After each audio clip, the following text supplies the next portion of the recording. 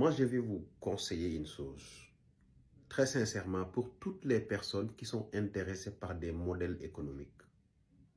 Oui, il y a beaucoup de gens, ils vont nous parler de tous ces grands économistes qu'on a appris à l'école.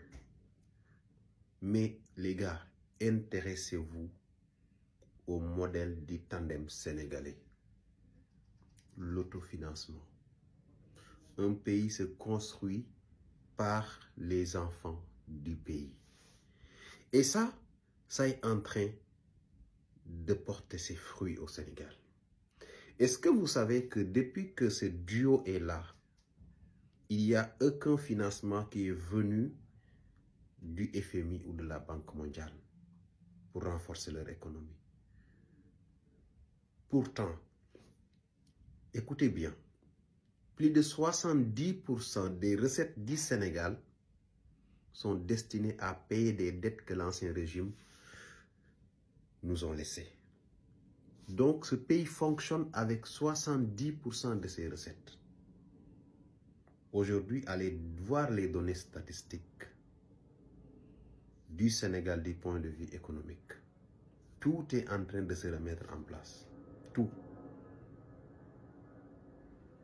Le modèle économique sénégalais qui est en place, c'est financer votre développement par vous-même.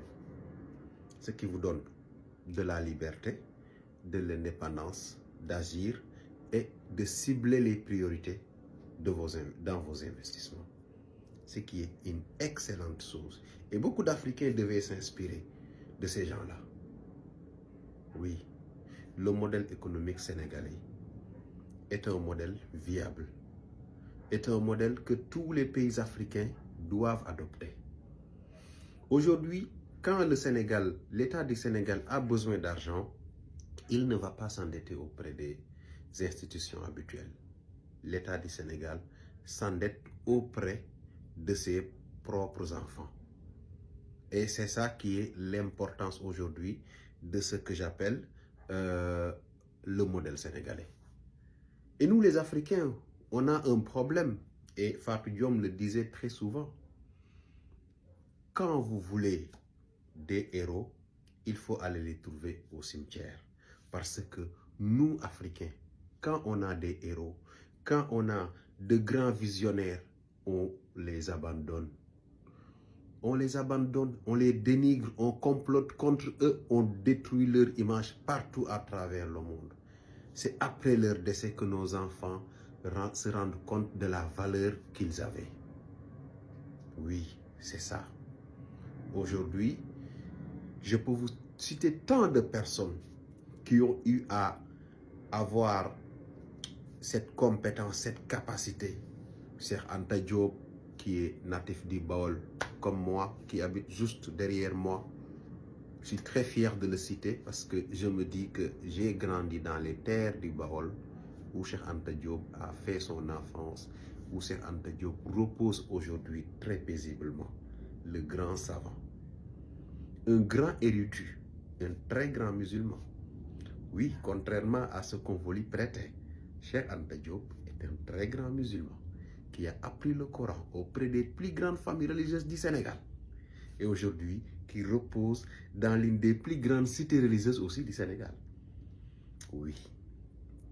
Je pense à Cheikh Ahmadou Bamba, Cheikh Ahmadou Bamba, lui aussi Bawol Bawol, qui a fait toute sa période de résidence surveillée à Diourbel.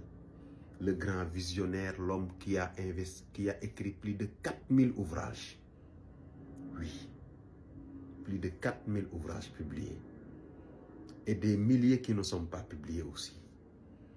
Toutes ces personnes-là, sans oublier Mamadou Dia, le Khomboloa, toujours Bawol Bawol, le grand géographe, le grand aménagiste, celui qui était le premier à poser les jalons d'un Sénégal développé. Ces plans d'aménagement, de développement rural. Malheureusement, comme souvent le cas, quand ça veut décoller, on prend un ami pour détruire le visionnaire. C'est comme ça que Mamadou Dia aussi a été éliminé. Cheikh Anta Diop Maintenant, on fait la queue autour de sa tombe alors qu'il a longtemps parlé, il a longtemps alerté, il a écrit, il a enregistré, mais personne n'a voulu l'écouter. Cheikh Ahmadou Bamba, pareil, toute sa vie, on l'a exilé. Aujourd'hui, nous avons un tandem en matière de gestion du pays. Ils sont en train encore de faire la même chose, mais c'est à nous, Sénégalais, de les défendre. Oui, vous ne pouvez pas aimer votre pays et détester la personne qui gère votre pays et dont vous êtes sûr qu'il est en train de tout faire pour remettre le pays dans de bons rails.